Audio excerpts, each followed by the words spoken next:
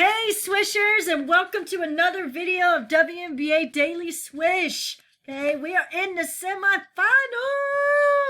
Okay, how many of y'all are excited to see the bracket the way it is now? Okay, at first in round one we had Phoenix that knocked out Washington.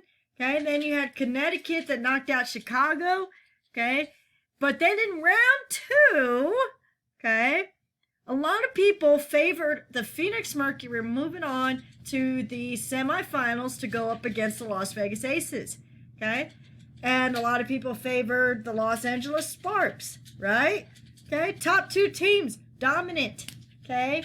Both teams are very good defensive and offensively, okay? Both teams have very dominant forces. For example, you have Phoenix that is very dominant with Diana Taurasi, okay, Skylar Diggins-Smith, okay, and so with those two, even though they don't have Griner, they've doubled up and they've made Phoenix a very dominant team, okay, and then you had the Los Angeles Sparks with Candace Parker, okay, Nneka Ogwumike, and you had other key players as well, okay, but for the round two, okay, they didn't have Ogwumike for round two, and it's like, I feel like the Los Angeles Sparks were relying on her too much, maybe, possibly, okay, and they kind of acted like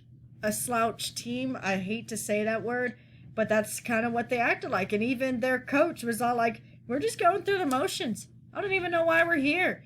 We might as well just go home now, okay? So it was very, very unfortunate, but you have two underdog teams, okay? You have the Minnesota Lynx advancing to play against Seattle, okay? And then you have, okay, the Connecticut Sun going against the Las Vegas Aces, okay? So what is this going to look like, okay? Let's go ahead and start off by talking about Dangerfield. Okay, she just got Rookie of the Year. Okay, very much well deserved for Crystal Dangerfield. Okay, she's a very excellent player, very dominant on the floor. But she even kind of admitted herself she didn't start scoring against Phoenix until the second half. I mean, I think the first half she kind of only had 2 to 4 points up on the board. And this was not very typical of Crystal Dangerfield. She just could not get past their defense, okay? And she even admitted herself, okay, that it was her first playoff game and she really wasn't herself. So I think she had some nerve worked up a little bit. And we're going to see how that plays out against Seattle, because now Seattle, one of the top two teams, okay, the number 2 seed in the WNBA, and you're going against a higher both defensive and offensively team, okay, a very strong force, okay, Stewart, okay, Lloyd, okay, you even have Howard, Clark, Canada, Whitcomb, okay, you're going against a huge dominant team, okay, so we'll see how those nerves work out, okay, and going into a 5-game streak now, okay, what does she have to do? What does she need to do to step up her game a little bit? Maybe, maybe some of y'all can give her some advice on how to shake off those nerves, okay? We're going to have to see what happens, and I think she needs to shake off those nerves pretty quickly, okay, if she wants to be dominant against Seattle, okay? Then you have the Connecticut Sun, okay, against the Sparks, okay? You had the Sun defense who really put a stop to Chelsea Gray that night, but you also got to remember they did not have Nneka Ogwumike, okay? They didn't have Ogwumike because she was out with a migraine, and she felt like she was just not up to playing standards, which is agreeable. I mean, if you looked on the bench, every once in a while the camera had some a few photo shots of her on the bench, and she's kind of rubbing her head a little bit, which is understandable. But was this the cause of the loss? Okay, was this reason for the slouch performance. Like I said, I hate using that word, but that's the way they played. Okay, I'm not going to sit here and sugarcoat it for the Los Angeles Sparks, and I'm pretty sure their coach ain't going to sugarcoat it for them either. They played sloppy. They weren't the Los Angeles Sparks that we're used to seeing. Okay, if you want to go ahead and hate me in my video for this, okay, for calling them slouches, okay, for being lazy, okay, for just going through the motions and not being the dominant force that they're known to be. I mean, I guarantee you Candace Parker could have stepped it up, and she was trying her hardest to get her team motivated to win the game. But it's like the other players are just like, okay? Like I said, you can hate me all you want after this video, okay? I'm not going to sit here and sugarcoat things, okay? I'm here to tell you like it is, and that's the way it is. Okay, that's the way they played against Connecticut. Okay? They could have easily taken over Connecticut. Okay? But the bigger dominant team was Connecticut that night. Okay? Would it have been a game changer if Ogwumike was on the court with them? Yeah, sure, of course. Okay? I think it definitely would have been a huge game changer. I really think that they would have been able to step it up just a little bit more, okay, with Ogwumike on the court with them. Okay? So now that we have Phoenix and Los Angeles out, what's next for Taurasi and Parker? Okay? If you were watching the game against Phoenix and Minnesota, okay, you would have seen that Taurasi was not a happy camper. Okay? She's known to be temperamental. She's known to be very emotional. And I don't mean emotional as in, no. What I mean by emotional is she gets pissed. Okay? If things don't go her way, the way they're supposed to go, okay, if there's a call that seems unfair, okay, she's going to call out the refs. She got a technical that night for arguing with the refs, okay, over a call that should have been turned over to Phoenix, okay? So, you know, she kind of has to watch herself every once in a while, but she's known to be very emotional, to be a player that don't take no bull. Okay? So when they lost against Minnesota, I think she felt as if, you know, maybe she should have gotten the ball. Okay? And maybe she should have made that final shot. And maybe they would have been able to go into overtime. Maybe they would have been able to outscore Minnesota. Okay? Maybe they would be the one to be knocked out of the playoffs right now. But unfortunate, it was Phoenix, okay? Would that have changed things if Taurasi had the final possession? I think so, okay? I think it would have been a huge, huge game changer for them, okay? But Taurasi has had an outstanding performance this season, okay? At 38 years old, 16th season in the WNBA, averages about 19 points a game, okay? She still fell short.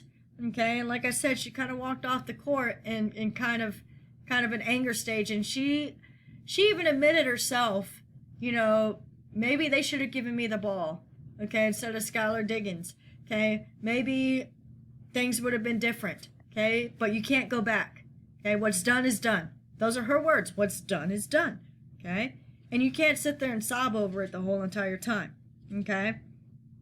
So let's go ahead and move on to predictions for the semifinals. Okay? What are the key points for Connecticut against Las Vegas? Dun, dun, dun. Okay? So, key points for Connecticut. Stay tight on Wilson. I cannot stress this enough for every team. Okay? Stay tight on Wilson. Okay? She'll get the rebound, whether it's offensively or defensively. She'll draw a foul, okay, if she's driving the ball in, okay. She's got a strong momentum, okay, keeping her team together, okay. These are all the reasons why she's MVP this year, okay. And it seems to me that, you know, if you don't know how to put a stop to A'ja Wilson, okay, that's going to be one of your biggest problems, okay. Don't let Wilson have the ball, okay? Main key point, okay? Another thing, they need to cover the Vegas Aces bench players, okay? If you got that covered, you're set, okay? If you cover Hamby and Young, you are good to go, okay? There's no stopping you from there. You have to put a stop to these dominant bench players, especially Hamby and Young. They like to drive it in, okay? If you haven't seen Hamby perform off the bench, oh my God, I don't know what game you were watching, okay? You need to understand that you have to put a stop to those players, okay? Both teams are good defensively, okay? While Vegas has a second in the league defensive rating, okay, while Connecticut is 4th in the league with their defense, okay? You have to remember that even though they are both, it's going to be a tight game, okay? But like I said, Connecticut needs to cover Wilson, Hamby, okay? Even McBride, okay? She likes to take those short inside shots right by the free throw line. If you have that cut off, okay, then you're going to have a bigger chance of winning the game against the Las Vegas Aces, okay? You're going to be better in the long run, okay? Connecticut now has forward Alyssa Thomas and Jasmine Thomas, okay? You add A. Thomas plus Jasmine Thomas and DeWanna Bonner, okay? Those 3 players, add them up, you got a strong force, okay? So Vegas needs to be kind of careful about not leaving those players open, okay? They like to drive it in as well, and they like to go on the outside perimeter as well, especially Bonner, okay? Bonner don't play, okay? If you've been watching this whole entire season, Bonner don't play, okay? What does Minnesota need to do to stop Seattle? Okay, because these are some big-name teams, okay? You have a strong force for Seattle, okay? You have Stewart, Lloyd, Clark, Howard, Canada, Wickham, equals dominance. Boom. Pfft, glitter, okay? You need to understand that you have to put a stop to every single one of those players, okay? Minnesota, okay, not going to lie, they have Collier, they have Fowles, okay? But Fowles, who's their top rebounder, okay, has not been a dominant force, has not been herself lately, okay? She's coming back from that calf injury that she had, and so she's probably taking it easy, but Fowles, you got a big team coming up now, okay? You cannot hold back. Okay, you know this. You're a veteran player. You've been around for a long time. Okay, you need to understand that you cannot hold back. Okay, so will this be an effect on the Minnesota Lynx? Maybe, maybe not. We'll have to see. Okay, and then you had Dantas, who kind of stepped it around. Okay, she stepped it up the other night. Okay, with her 22 points and 8 rebounds, okay, against the Phoenix Mercury the other night. Okay, Dantas was on fire. Okay, she was like outside the perimeter. Okay, she was very strong and a dominant force that night. Can she keep that momentum in this 5-game series against the Seattle Storm? Okay, we don't know. We'll have to see. Okay, will it be a clean sweep? We don't know. We will have to see, okay? But key is also, for the Minnesota Lynx, another key thing that they need to do, and this is the last thing that I'm going to say before I take off, okay? The key is getting Collier to go inside much more, and they need Collier to have much more opportunities to score if they're going to have any chance against Seattle, okay? Give Collier the ball. That's it, okay? Baya, okay? Make sure you find opportunities to get her the ball, okay? So, like I said, now we're in semifinals. It's going to be unpredictable. It's going to be a nail-biter. Will they both be a clean sweep and we have Vegas in the finals against Seattle? Or will it be the underdog teams that kind of just mind-blow us, okay? Just like when Phoenix kind of took us all by a jaw-drop surprise against the Washington Mystics. We thought Washington had that game. But then all of a sudden you had Shea Petty at the last 3 seconds. Okay? So keep on the lookout for the finals. Hopefully your predictions are right. Okay? Will it be the underdogs or will it be the top 2 teams in the finals? Okay? Like I said, that's all I have for y'all. And if it ain't hot, it ain't a swish.